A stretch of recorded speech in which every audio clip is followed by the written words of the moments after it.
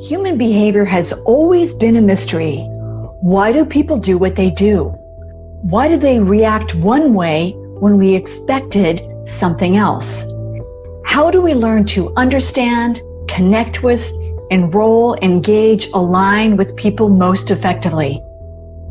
Hi, I'm Christine Comerford, founder of Smart Tribes Institute, and welcome to our Smart Tribes Crack the Behavior Code podcast. In each episode, you'll learn practical, easy-to-use tools to better understand and change human behavior. These tools will help your team outperform, out-engage, outsell the competition. In other words, to become a smart tribe. Oh, and you'll find these tools super helpful in your personal life too. Let's go.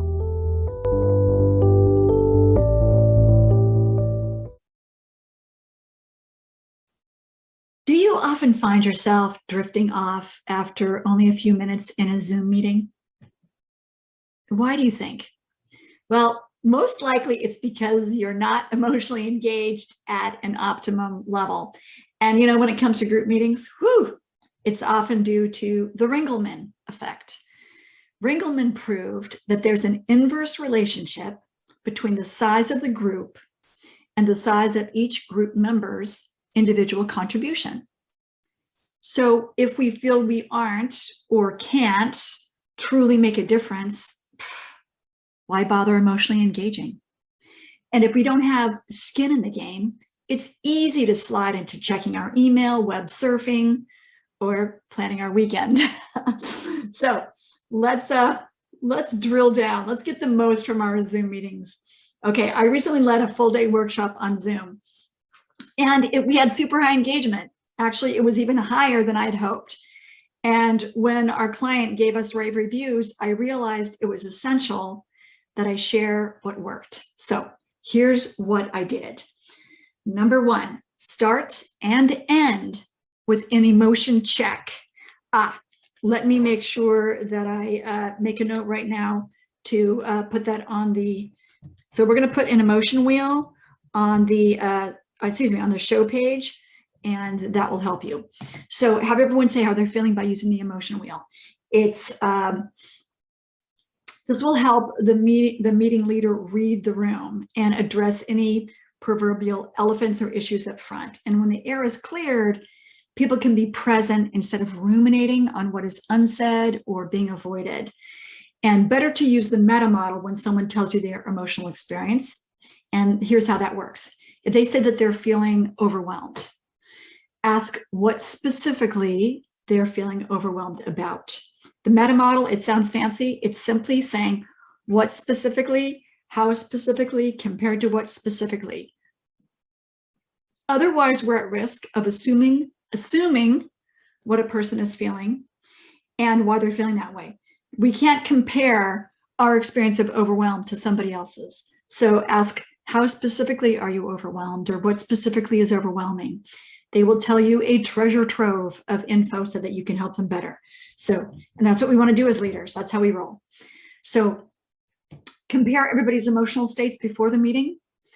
And if a bunch of people are stressed out, that's going to guide how you move the meeting, right?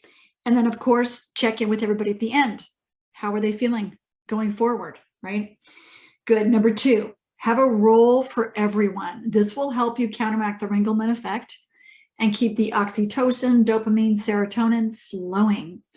So I had a list of all the leaders in my workshop in this example, the departments they worked in and their roles. So I could easily call out to individuals and ask their opinion on a given topic, which was relevant to their expertise.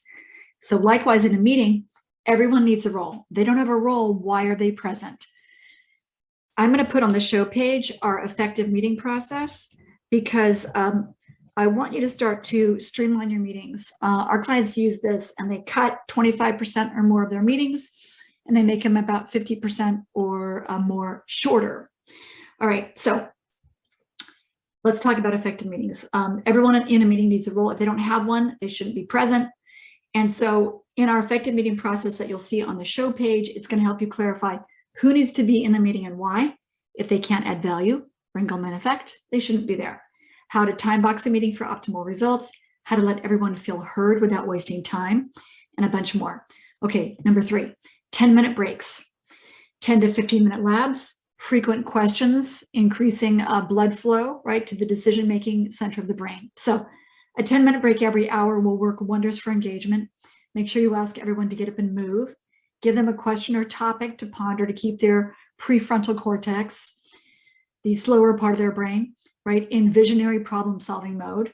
Likewise, having people move into breakout rooms to brainstorm sessions or solutions or solve problems keeps everyone on their toes, right?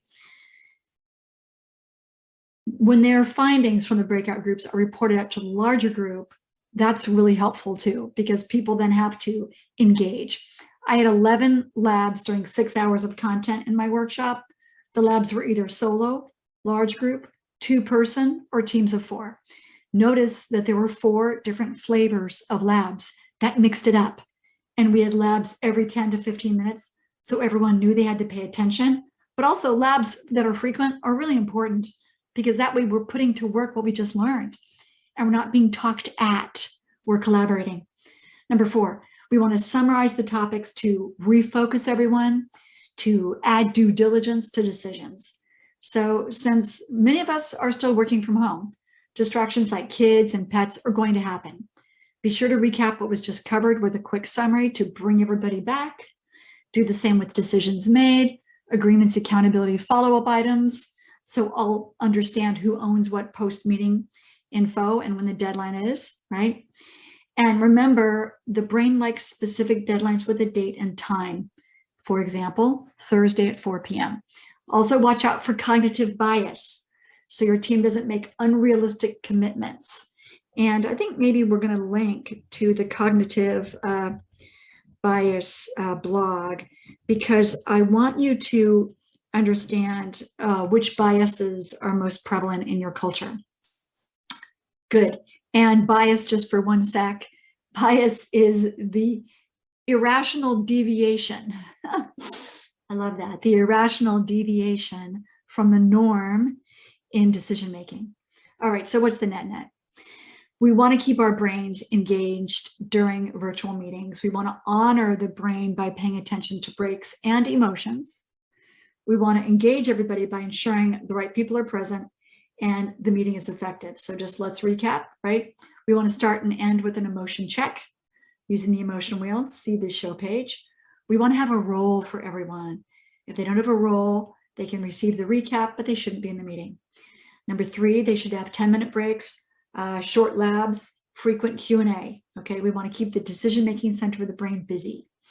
And then we want to summarize the topics at the end to refocus everybody so they leave the meeting or the workshop or the whatever with something to focus on and move forward. All right. Thank you very much for your time and attention today.